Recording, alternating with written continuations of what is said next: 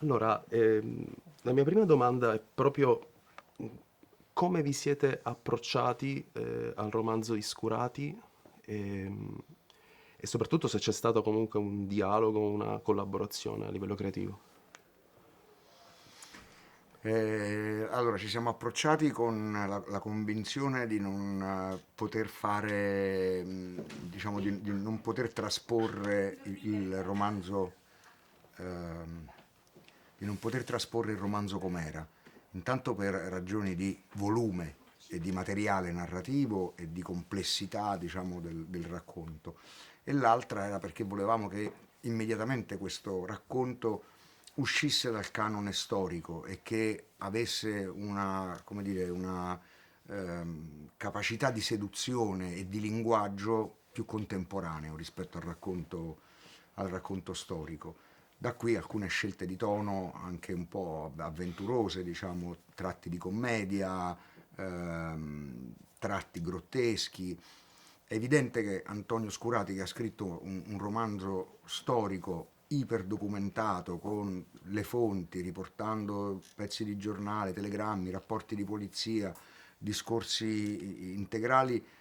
sia stato inizialmente disorientato e anche impaurito, diciamo, in qualche modo, perché gli sembrava un tradimento profondo di quello che aveva cercato di fare lui. E, e noi abbiamo tirato dritto e quando Antonio ha cominciato a vedere le cose ha capito che non c'era un vero tradimento.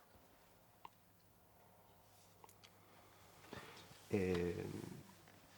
infatti, una delle cose che per esempio mi ha colpito molto è anche la scelta della rottura di quarta parete, il modo in cui viene affrontato, il modo, anche alcune linee dialogiche particolarmente evocative del nostro tempo.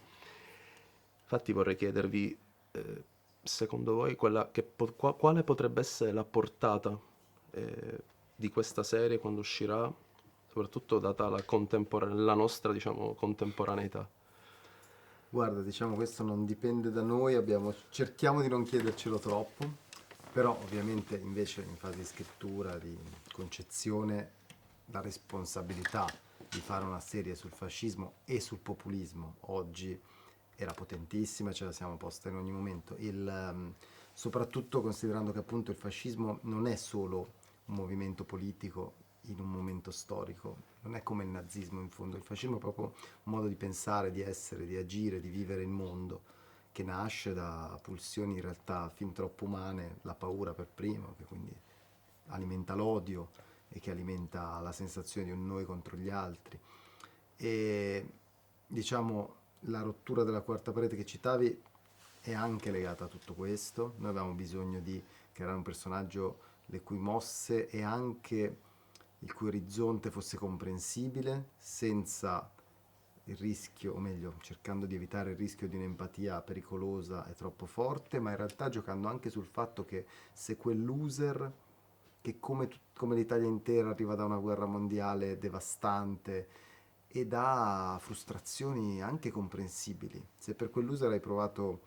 un trasporto, un minimo di simpatia, poi sia tu stesso, noi stessi, noi in fondo siamo quelli a cui lui parla, quindi è a noi la responsabilità e la colpa di quella simpatia che poi mostra il suo lato terribile e nerissimo mentre la serie prosegue e si fa sempre più cupa. Non ultimo, che cosa vi ha lasciato lavorare ad una serie così importante? La tragedia. No, nel senso che almeno per me è molto difficile tornare indietro, nel senso che quando tu hai la possibilità di lavorare su una materia con un significato così grande, con degli artisti così formidabili, tutti, cioè dal regista a tutti gli interpreti, tutto il cast tecnico di un livello incredibile, un budget così importante, e, beh, insomma, sai che sono quelle cose che forse nella vita ti capitano una, due volte se sei fortunato, diciamo, e poi tornare su una scala diversa, ma anche proprio in termini di contenuto di quello che stai raccontando, di significato, di importanza, eh, per me almeno è faticoso. Sì, sì, condivido, questo è verissimo e ti porti dietro una gioia, diciamo, di tutto quello che è stato un percorso con tutte le sue fatiche. Per me, lavorare con Joe e vedere lo sguardo di un artista come lui su una storia tipicamente italiana, ma poi tipicamente europea e universale, è stato magico e mi ha insegnato tantissimo, perché poi la sua capacità, noi siamo immersi in quella storia, la conosciamo, non abbastanza, ma poi l'abbiamo studiata